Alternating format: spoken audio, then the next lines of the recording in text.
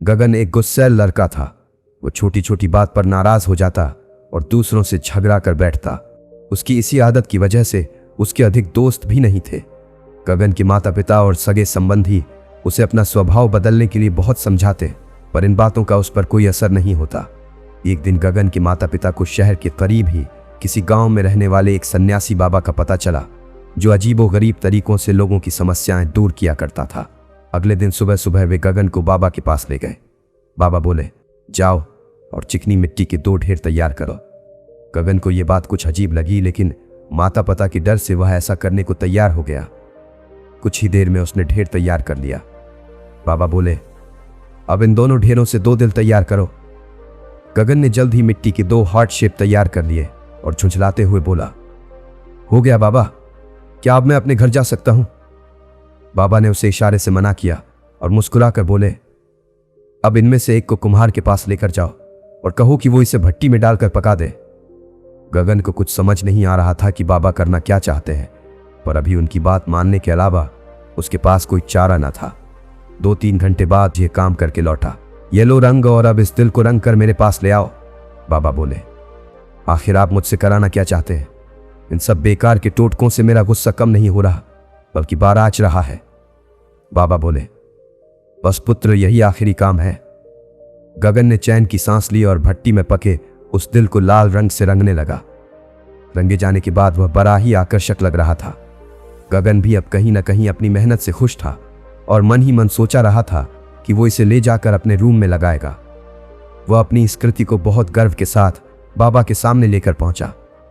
पहली बार उसे लग रहा था कि शायद बाबा ने उससे जो कराया ठीक ही कराया और इसकी वजह से वह गुस्सा करना छोड़ देगा। तो हो गया तुम्हारा काम पूरा? बाबा ने पूछा। जी हाँ, देखिए ना, मैंने खुद इसे लाल रंग से रंगा है। गगन उत्साहित होते हुए बोला। ठीक है बेटा, ये लो हथौड़ा और मारो इस दिल पर, बाबा ने आदेश दिया। ये क्या कह रहे हैं आप? मैंने इतनी मेहनत से इसे तैयार किया है और आप इसे तोड़ने को कह रहे हैं? गगन ने विरोध किया। इस बार बाबा गंभीर होते हुए बोले, मैंने कहा ना मारो हथौड़ा। गगन ने तेजी से हथौड़ा अपने हाथ में लिए और गुस्से से दिल पर वार किया।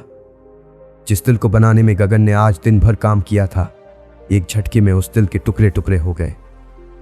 देखिए क्या किया आपने, मेरी सारी मेहनत बर्बाद कर दी। बाबा ने गगन की इस बात पर ध्यान न देते हुए अपने थैले में रखा मिट्टी का दूसरा दिल निकाला और बोले, चिकनी मिट्टी का दूसरा दिल भी तुम्हारा ही तैयार किया हुआ है। मैं इसे यहां जमीन पर रखता हूं, लो अब इस पर भी अपना जोर लगाओ। गगन ने फौरन हथौड़ा उठाया और दे मारा उस दिल पर नर्म और नम होने के कारण इस दिल का कुछ खास नहीं बिगड़ा, बस उस पर हथौड़े का एक निशान भर उभर गया। अब आप खुश हैं? आखिर ये सब कराने का क्या मतलब था? मैं जा रहा हूं यहां से। गगन यह कह कहकर आगे बढ़ गया। ठहरो पुत्र, जिस दिल पर तुमने आज दिन भर मेहनत की वो कोई मामूली दिल नहीं था। दरअसल वो तुम्हारे असल दिल का ही एक रूप था। तुम भी क्रोध की भट्टी में अपने दिल को जला रहे हो, उसे कठोर बना रहे हो। न समझी के कारण तुम्हें ऐसा करना ताकत का एहसास दिलाता है, लेकिन जब उस हथौड़े की तरह जिंदगी तुम पर एक भी वार करेगी तब तुम संभल नहीं पाओगे और उस कठोर दिल की तरह तुम्हारा भी दिल चकनाचूर हो जाएगा।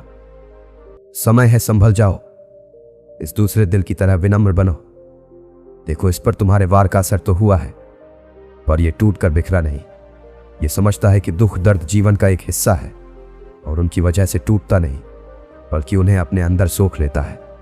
जाओ, क्षमाशील बनो, प्रेम करो और अपने दिल को कठोर नहीं विनम्र बनाओ।